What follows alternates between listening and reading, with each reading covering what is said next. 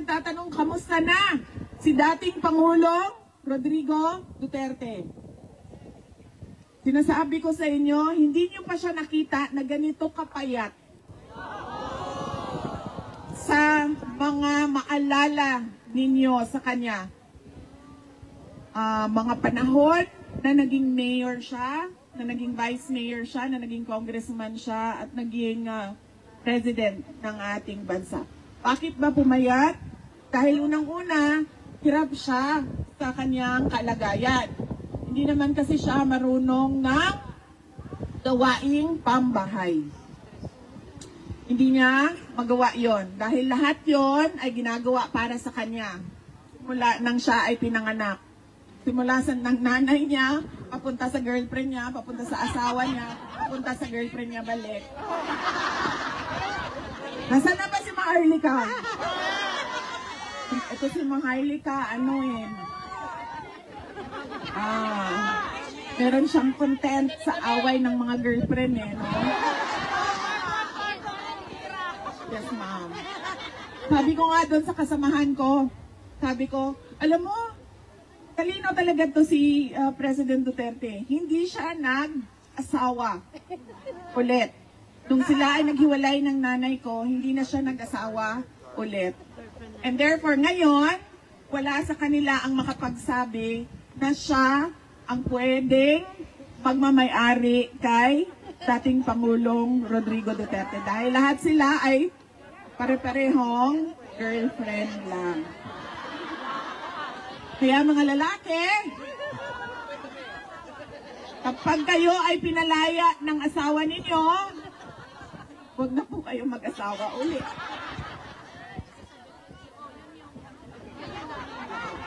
Diba? Asan ako? Oh, kamusta na siya? Ayun. Hirapan siya. Pangalawa, yung malamig. Kasi kahit daw may heater sa loob, pumapasok pa rin yung lamig doon sa kanyang kwarto. At pangatlo, yung pagkaluto ba ng pagkain ay hindi yung tradisyonal na Pilipino na luto. Naiintindihan namin na sinusubukan talaga doong detention unit na bigyan siya ng pagkain na magugustuhan niya dahil it's culturally appropriate. Pero syempre, sabi nga nung mga Pilipino na tiga-Hague, ang mga Dutch daw hindi marunong magluto ng kanin.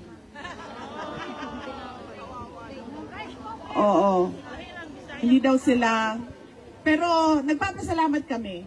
Kasi ilang araw lang na dumating si Pangulong Duterte sa Hague ay gumawa sila ng paraan na mabigyan siya ng kanin o rice sa kanyang meals. Kaya nagpapasalamat kami doon.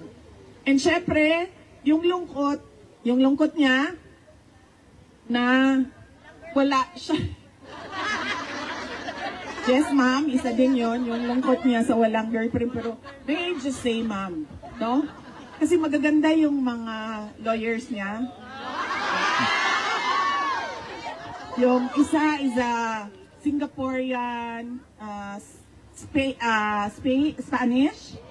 So, Singaporean Spanish siya. Yung isa is Dutch. No? Oh, at araw-araw yun, bumibisita sa kanya. Sa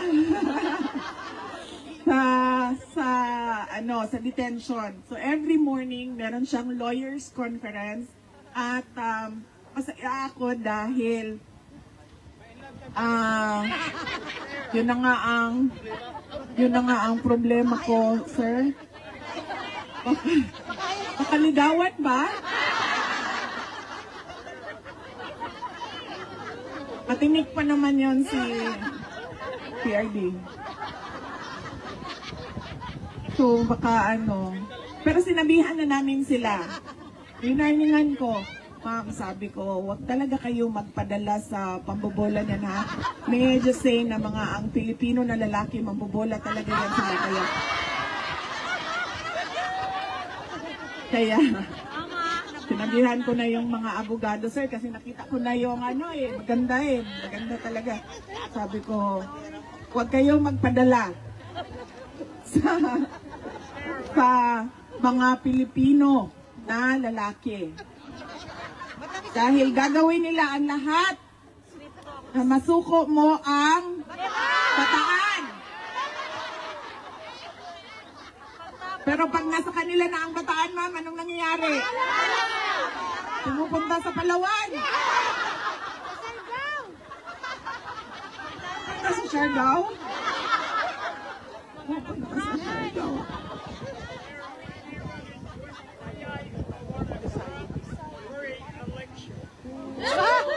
When you run in Yes. 28, you want a corrupt free election. Yes. That is what we are working on, and that is what we are pushing for with our senators that are allied with the political party of President Duterte. Discuss ways where we can improve on the election. Overseeing your election. Okay, read na. Read ako kung gusto ko tanda. Yes, sir. We also know of that. There is some sort of foreign interference and influence in Philippine government and political affairs. And yes, as I said, we're discussing with senators, particularly Senator Amy Marcos, on how we can make sure that election results are credible. And we want to start it with the BARM elections, which are upcoming this year.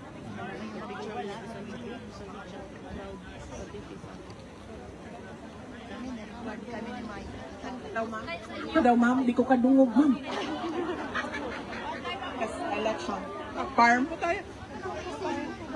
Puro tayo.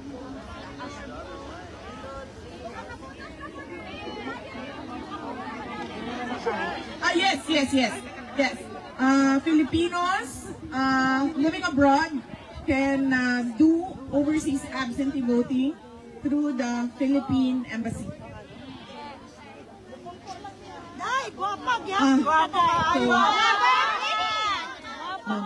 Wala na yung gwapo-gwapo ma'am. Kapanaw sa musiko ang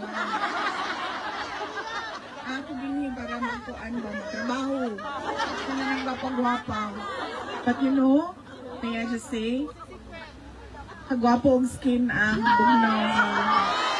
Ang maganda ng kutis, ang malamig na klima. Na, alam mo ma'am, noong isang araw naglalakad ako, sobrang lamig niya, di ba? Gumaganda yung kutis mo kasi nagsasarado yung pores mo. Tapos naisip ko, sana ganito sa Pilipinas, no? Malamig sa mukha, malamig sa leeg, pero hindi malamig sa likod, hindi malamig sa lower back, hindi malamig sa tuhod.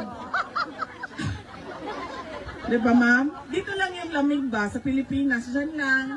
Pag naglalakad ka, pero dito sa baba, kung saan masakit, pag malamig, wala. Para maganda ang kutis lagi ng Pilipina. Hindi yung konting ano lang, konting init lang, meron na kaagad breakout, meron na kaagad. Lagi ma'am. Pwede ang bugnaw diri lang, ana. Yung malamig dito lang.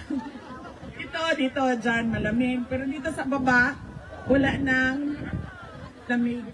Kasi ma'am, sa totoo lang ma'am, gusto ko na talaga mag-jacket. Pero dahil nagtatrabaho ako ma'am, kailangan ko mag-uniform. Asan? His influence in my life.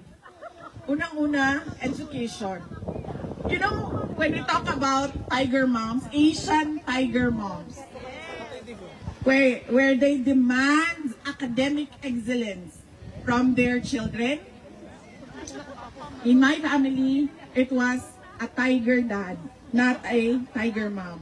Nasabi ko sa inyo, sa sobrang bait talaga ng nanay ko, kahit gusto mo maging bulaklak, sasabihin niya sa'yo, go ahead, become a flower. Ganyan, yung nanay ko. Pero yung tatay ko talaga was really, I would say terrible in terms of driving the importance of education into my head. Really. Because Ang sinasabi lang niya sa akin noon, hindi ka tao kapag hindi ka abogado o hindi ka doktor. Dalawa lang ang binigay niya na choices sa akin. Swerte na nga kayo, yung mga nanay nyo, sinabi lang sa inyo nurse eh. So 4 na taon lang yun. Sa akin talaga, ang demand sa akin, abogado o doktor. So 8 taon yun. Ganun siya sa akin nung ako ay lumalaki. So ako din, wala din, pakiramdam ko rin, nung ako ay lumalaki at nag-aaral, wala din talaga akong choice. Maging abogado o maging doktor o hindi ka makakauwi sa bahay ng mga magulang mo. And therefore, wala kang libreng kuryente at tubig. Ganon yung pakiramdam ko. So, nagsimula ako sa med school and then I ended up sa law school and became a lawyer. And yun. Ang nakita ko na nagbago yung tatay ko sa paningin niya sa akin. The moment na nalaman niya na abogado na yung anak niya. Because apparently, sa mga more sa male lawyers, they find pride and honor kapag meron silang anak na abogado din, kahit isa man lang. And I think ganun din sa doctors. I do not know, but I think ganun din sa mga doktor. Kaya, wala nang ibang paulit-ulit na sinabi sa akin, tatay ko, kailangan mo maging doktor o kailangan mo maging abogado. So, it was a childhood with a tiger dad. Not an Asian tiger dad, not an Asian tiger mom. Ang pangalawa pong natutunan ko at paulit-ulit na sinabi sa akin ni Pangulong Duterte. Sabi niya, you make your own history in this world.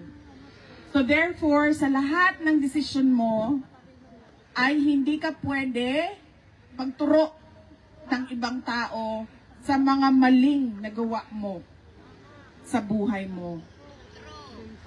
Kaya ma'am, balik tayo sa iyo, nagpapatawad ako ma'am. Hindi ko kasi alam na si BBM, hindi ko sinasabi ma'am ha, na kasalanan mo at binoto mo si BBM. Hindi ko alam ma'am, talaga totoo, hindi ko rin alam talaga. Na, ang akala ko kasi, ang buong akala ko ma'am, dahil, syempre di ba, we had that dark past in our country. And the principal figure of that was Marcos Sr. So I was thinking that he would want a legacy that is better than what we had before. So,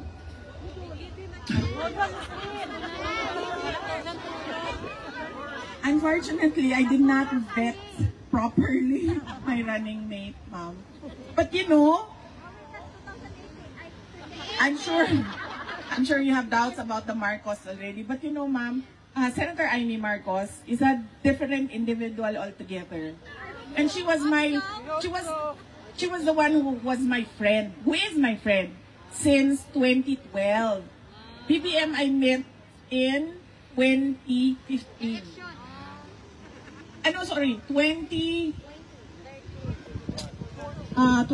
Before the 2020.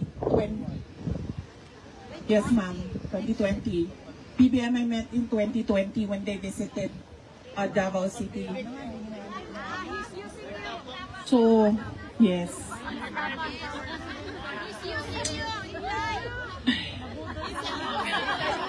And as PRD said, you make your own history in this world, and I apologize for that decision, ma'am, to run.